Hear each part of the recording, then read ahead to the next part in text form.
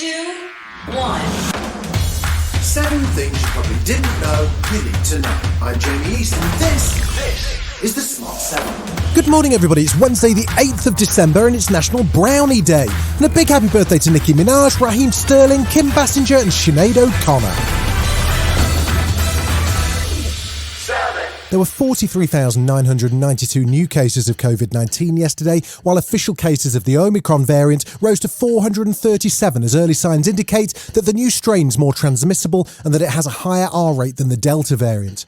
Rather than focusing on battling the new variant, Boris and his crew were dragged into more defence of the Downing Street 2020 Christmas party, with more leaks emerging about WhatsApp groups and secret Santas.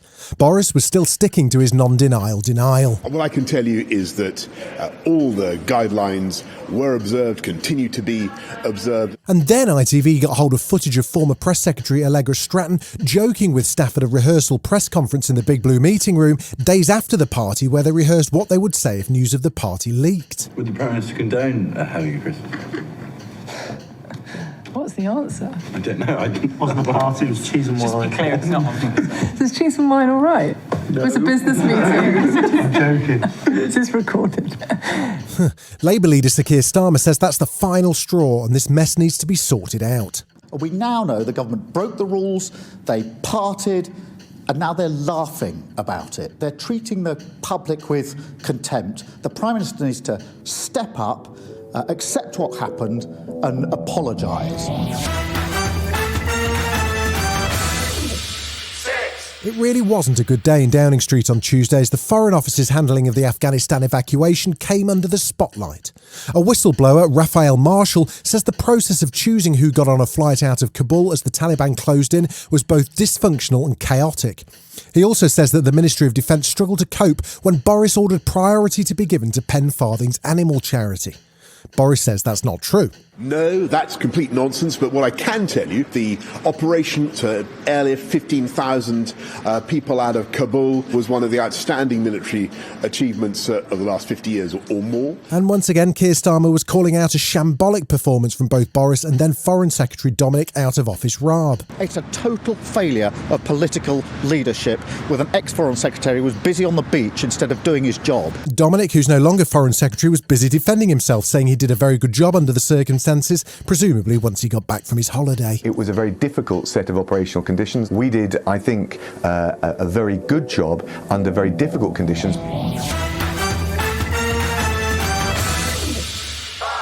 The Grenfell Tower inquiry has been considering events that led up to the fire on June the 14th, 2017. It's now moved into phase 2 to consider the causes of the fire and how 72 people died. Tuesday saw Jason Beer QC for the government and the Department of Levelling Up make a formal apology to families of victims for errors and missed opportunities to avert the disaster. The department is deeply sorry for its past failures in relation to the oversight of the system that regulated safety. It apologises to the bereaved residents and survivors of the fire for such failures. This can, of course, neither change what happened, nor compensate for the immeasurable loss and grief suffered.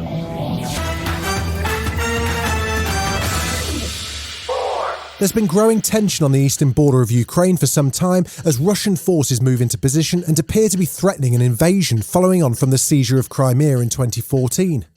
US President Joe Biden stepped into the middle of the tension on Tuesday as he held a rare video call with Russian President Vladimir Putin. Biden says he's deeply worried about Russia's border behaviour and warned that the US and the EU would both respond if there was any escalation. CIA Director William Burns also weighed in on the situation. We don't know that Putin has made up his mind to use force, but what we do know is that he's putting the Russian military, the Russian security services in a place where they could act in a pretty sweeping way. Our view as a policy matter is obviously to continue unwavering support for Ukraine's territorial integrity, sovereignty, and independence. But I would never underestimate President Putin's risk appetite on Ukraine. Still to come on the Smart 7, Rebel Wilson talks fitness, and Jennifer Lawrence has to explain an unfortunate nickname to Meryl Streep. Right after this. You're listening to the Smart 7. If you're enjoying it, you might also like the Smart 7 Ireland edition. Just search and follow us on your favourite podcast platform.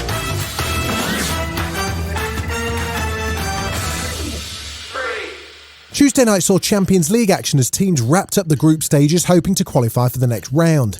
Man City faced RB Leipzig and, as they're already through, didn't put up much of a fight as they lost 2-1 at the Red Bull Arena.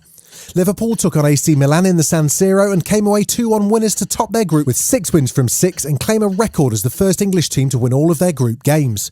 It certainly put a smile on manager Jurgen Klopp's face. What the boys did tonight, I couldn't be more proud, to be honest. It was an incredible game. I'm so happy about so many things I saw tonight, and of course in the end that we won the game is great as well, but the performance was absolutely outstanding.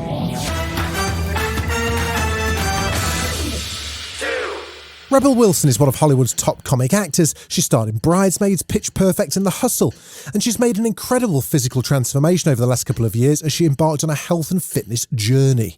She spoke to the BBC's 100 Women in Conversation programme and says that when she first set out to lose weight, her own team asked her why. Why would you do that? I was earning millions of dollars being, the funny fat girl. I know what it's like to be a woman who is essentially invisible to most people because of not being seen as traditionally beautiful or whatever. It's crazy to try to fit that. It's just better to be the healthiest version. Jennifer Lawrence is back after a break from acting, and she's back with the insanely star-studded Netflix movie Don't Look Up. It's a comic disaster movie which hits cinemas this weekend and then Netflix on Christmas Eve. And it stars Jennifer Lawrence, Leonardo DiCaprio, Jonah Hill, Meryl Streep, Ariana Grande, Cate Blanchett and Timothée Chalamet. However, all that star power got a bit awkward, especially when it came to Meryl Streep, as J-Law explained to Stephen Colbert on The Late Show. We offhandedly call Meryl the goat, goat, sure. The goat do that, yeah, the goat will go here. And we were doing a photo shoot and I, said something like goat.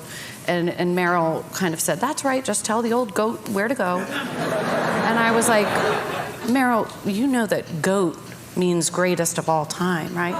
And she was like, "Oh, no." And we were like, "Oh, we haven't just been calling you goat." This whole time? This whole time she was just like, "Oh, well, I guess, like an old goat." She took it very well. This has been The Smart 7. Wherever you're listening, do us a favour and hit the follow button. We'll be back tomorrow at 7 a.m. Have a great day. Written, produced and published by Daft Doris.